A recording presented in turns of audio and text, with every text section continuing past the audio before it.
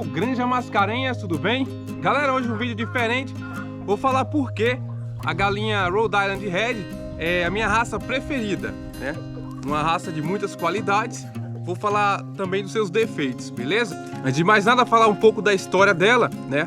Foi uma raça desenvolvida a partir de 1854, então é bem antiga. Quando um marinheiro, William Trapp, ele adquiriu um galo malaio e deixou cruzar com suas galinhas, né? Então ele iniciou aí um processo de desenvolvimento de uma nova raça. Claro que apareceram outros criadores para aperfeiçoar o padrão e tudo mais, mas foi assim que iniciou a história dessa galinha que ficou famosa no mundo todo. E assim, tem um vídeo aqui no canal contando toda a história dessa raça. Você pode clicar aqui no card aqui em cima para poder aí conferir, né? É um vídeo bem legal sobre a história da raça, beleza? Vejam bem, essa galinha ela é muito produtiva. A primeira coisa que você tem em mente quando fala de Rhode Island Red é produção de ovos, né? Quase todas as raças híbridas comerciais foram desenvolvidas a partir de galinhas Rhode Island Red, cruzando com outras raças, claro. Mas ela também é muito resistente e é uma raça bonita, né? Então tem aí três coisas que todo avicultor gosta: beleza, resistência e produtividade.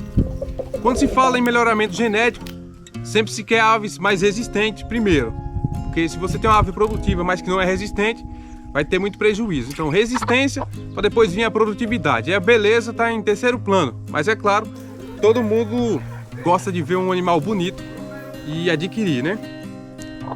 Essa aqui é uma Rhode padrão.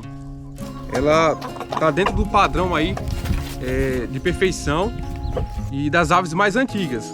Outras linhagens, como essas que eu tenho aqui atrás, ó, mais claras, elas foram desenvolvidas para a postura de ovos, uma produção um pouco maior e mais precocidade, né?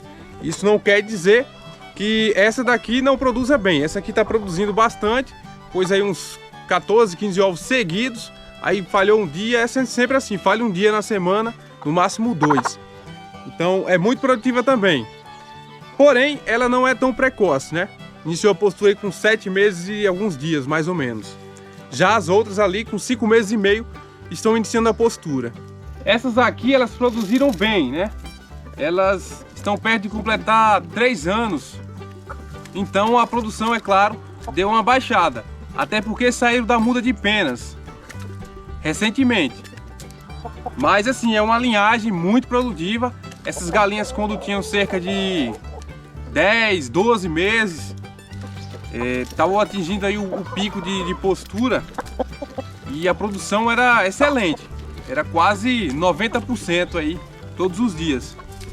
Então compensa bastante, é uma raça essencial para melhoramento genético.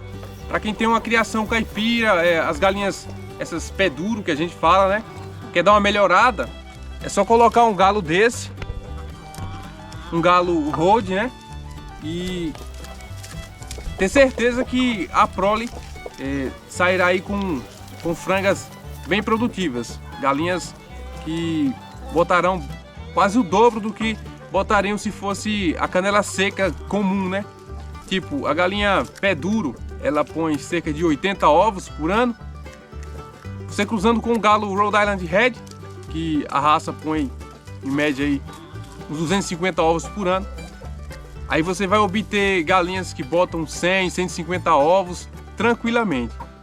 Então aumenta bastante a produtividade. Para quem não quer abrir mão das galinhas mais rústicas, né? Das galinhas sem raça definida, caipira comum.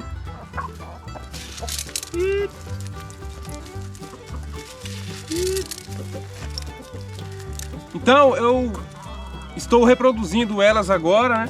Tem alguns ovos na chocadeira, uma galinha que está chocando ali também, tanto daquela mais vermelha quanto dessas. Só que essas aqui, como a produção tá pouca, foram poucos ovos que eu coloquei só para experimentar mesmo.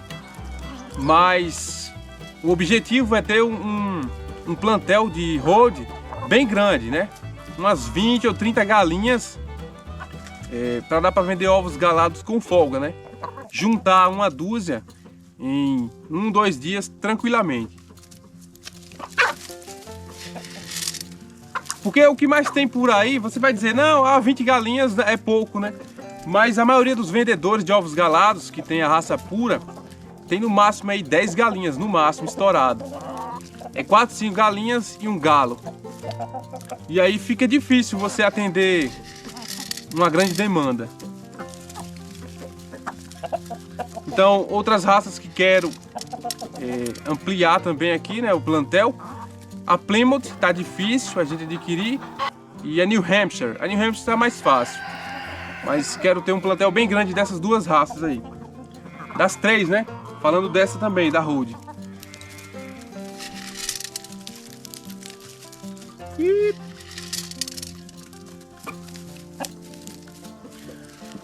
a Plymouth, eu vou dizer assim, é bem parecida com a Rhode na produtividade, né, na resistência. Mas a cor, para falar a verdade, eu acho mais bonita a cor vermelha nas galinhas. E a Plymouth também é um pouco maior, uma ave mais robusta. A Rhode é considerada uma galinha de duplo propósito, né, dupla aptidão. Porém, ela se destaca muito mais na produção de ovos. Nem se compara com a New Hampshire, por exemplo, que é bem mais pesada, e a própria Plymouth tem muito mais carne. A Rhode é postura mesmo.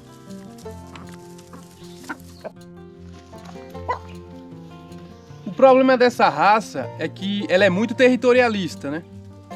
Com outras galinhas mais calmas, o temperamento aí mais calmo, elas metem a bicada. Não estão nem aí, né? Os galos mesmo, eles não aceitam outro de jeito nenhum. Então você tem que criar os galos juntos. Se for deixar mais de um galo no plantel. Mesmo assim eles vão se confrontar, são muito temperamentais e dependendo da genética o galo quer bater até no dono. Então esse é o problemão delas, né? Aqui tem sangue do malaio, como eu falei no início do vídeo, e tem sangue de Leghorn também, que a Leghorn é uma galinha elétrica, que não fica quieta, né? Uma galinha muito ativa e com um temperamento um pouco difícil também. Então por isso essa aqui apresenta esse comportamento. Mas tirando isso, a gente não tem do que reclamar. É uma galinha top. Então logo logo a gente vai ver o resultado aí, os cruzamentos. Esse galo com aquela franga mais vermelha lá, nessa semana já sairão alguns pintinhos deles. Vamos ver como é que sai, né? E logo logo chega a genética nova na granja, beleza? Então é isso, um vídeo diferente, eu espero que vocês tenham gostado. Um abraço a todos, fiquem com Deus. Tchau!